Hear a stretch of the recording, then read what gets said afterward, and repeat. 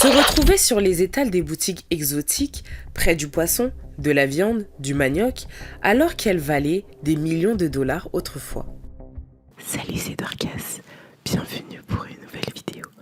Si tu es nouveau, abonne-toi, active la cloche des notifications. Surtout, n'oublie pas, laisse-moi un petit j'aime, ça m'aide énormément sur les référencements de la vidéo. Tu peux aussi me suivre sur les réseaux sociaux. Dorcas avec 2V à la place du A. Fondée par une icône noire en 1994, Iman Cosmetics a longtemps été une bouée de secours pour toutes celles qui ne trouvaient pas leur teinte dans les grandes enseignes. C'est une histoire qui a commencé avec une vision forte et puissante, mais qui s'est achevée dans un silence total. Mais avant de parler de cette marque iconique, parlons d'abord de sa fondatrice, Iman. Iman Abdulmajid est d'abord une légende. Née en 1955 à Mogadiskou, une ville située en Somalie, elle a grandi dans une bonne famille. Son père était ambassadeur de la Somalie en Arabie Saoudite et sa mère gynécologue. C'est la première fille depuis 6 générations, dont vous pouvez comprendre ô combien sa naissance était marquante pour cette famille. Dès l'âge de 4 ans, elle est envoyée dans un internat en Égypte. Puis, à la suite de troubles en Somalie, notamment une révolte, une tentative de coup d'État et une guerre civile, la famille déménage au Kenya où elle poursuit ses études. Iman a grandi à Nairobi et lors de ses études universitaires en sciences politiques, elle a rencontré le photographe Peter Beard et va accepter de poser pour lui à condition qu'il lui paye ses frais universitaires d'environ $8,000. Peter Beard était un célèbre photographe qui a travaillé avec des grands magazines comme Vogue, mais il avait une passion, photographier la nature. Il allait souvent en Afrique pour photographier la savane et c'est lors d'un de ses voyages au Kenya qu'il croisera la route d'Iman.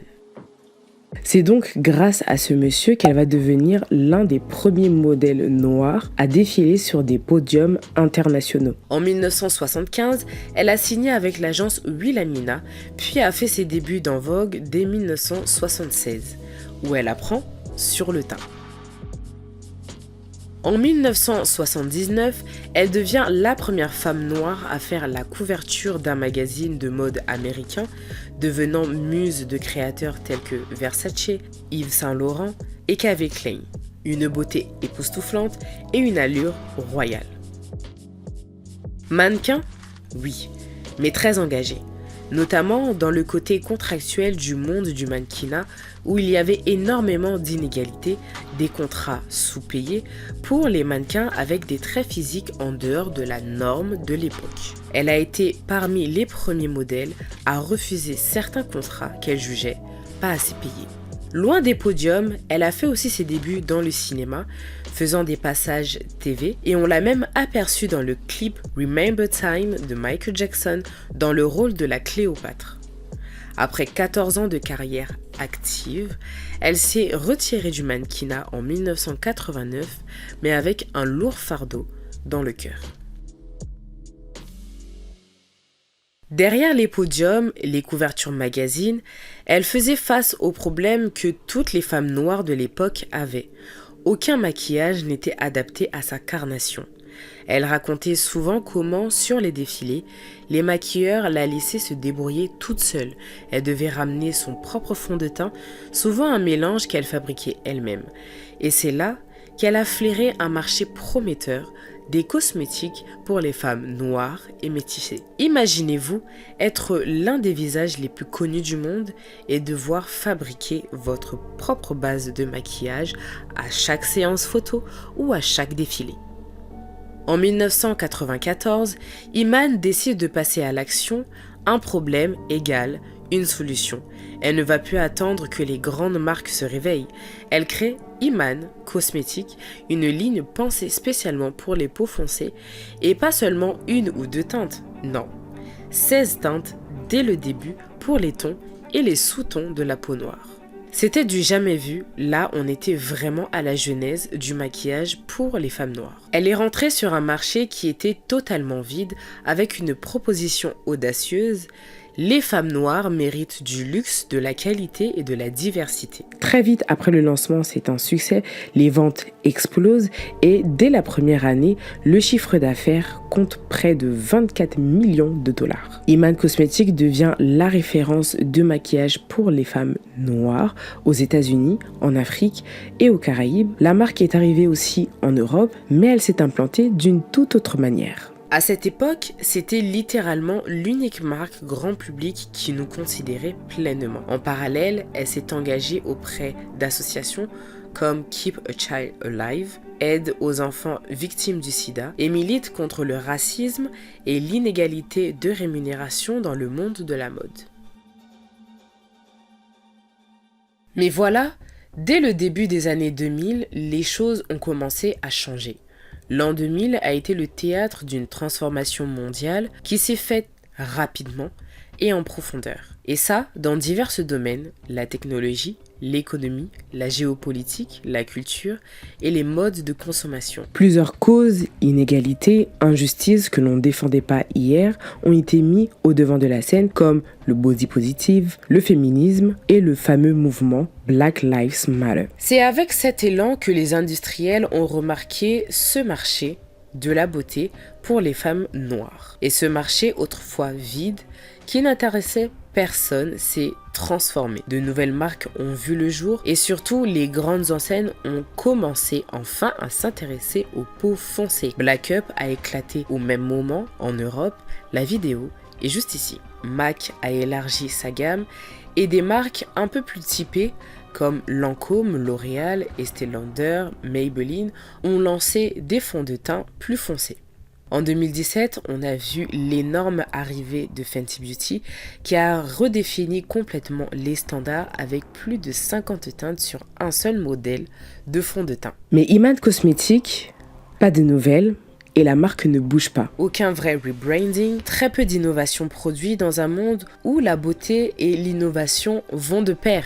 On a vu la naissance de marques comme Fenty Beauty, Youth Floria qui ont complètement craqué l'industrie de la beauté en créant des produits qui conviennent à toutes les teintes, même les plus rares. La force des marques de beauté, c'est aussi leur présence sur le digital, où les utilisateurs créent gratuitement des vidéos et c'est comme ça que les marques se font connaître. Mais pour que cela arrive, il faut que la marque soit déjà au préalable existante sur les réseaux sociaux. Mais dans le cas d'Iman, la présence digitale est quasi inexistante. Résultat, Iman Cosmetics est resté figé dans les codes des années 1990. Et ce silence a coûté très cher.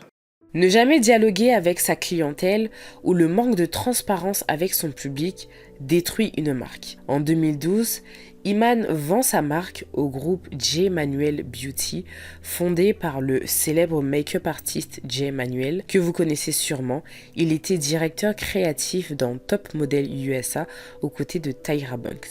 Plus tard, Iman Cosmetics a été revendu à Iman Cosmetics, une société très peu connue du grand public. À partir de là, Iman s'est éloigné de son projet, tout comme Fabrice Mahabo dans l'histoire de Black Up.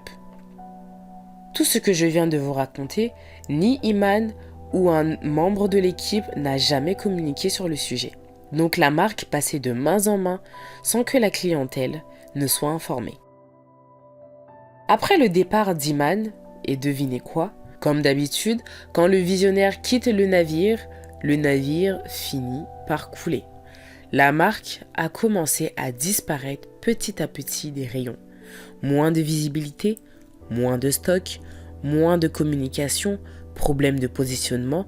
En début de vidéo, je vous ai dit que lorsque la marque est arrivée en Europe, elle s'est implantée d'une toute autre manière. Et cette toute autre manière, c'est justement le canal de vente. La marque a commencé à être vendue dans les boutiques exotiques, dans des quartiers comme Château Rouge, Château d'Eau, près du poisson, de la viande, du manioc, des bananes plantains ou encore des boîtes de bonbons empilées à la sortie du magasin. Sur les réseaux, les clients se plaignent de ne plus trouver leur teinte, d'autres disent même ne plus savoir si la marque existe encore. Face à la montée en puissance de Rihanna avec sa marque, qui offrait plus de 50 teintes, un marketing viral et surtout une maîtrise totale des réseaux sociaux, Iman Cosmetics ne pouvait plus suivre, la marque est devenue l'ombre d'elle-même. Aujourd'hui, Iman Cosmetics existe encore, mais sur le papier. Quelques revendeurs redistribuent le stock restant, mais il n'y a plus de marketing, de communication, d'innovation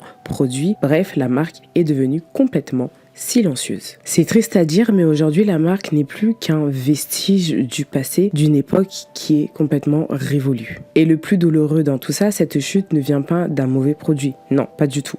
Les formules était bonne. C'est un manque d'agilité, manque d'adaptation et surtout un manque de vouloir évoluer. L'histoire d'Iman Cosmetics est une histoire que beaucoup de marques Black-owned ont connue. Un départ fulgurant avec un produit novateur pour un besoin criant. On doit apprendre de ces histoires car oui, Iman aujourd'hui a ouvert la porte à énormément de marques. Sans elle, on n'aurait sûrement pas connu Fenty Beauty et jusqu'aujourd'hui, le maquillage pour les peaux noires serait encore un problème. Mais surtout, cette histoire nous rappelle que pour survivre dans cette industrie, il faut être visionnaire et stratège. Savoir garder sa place même quand on l'a déjà conquise.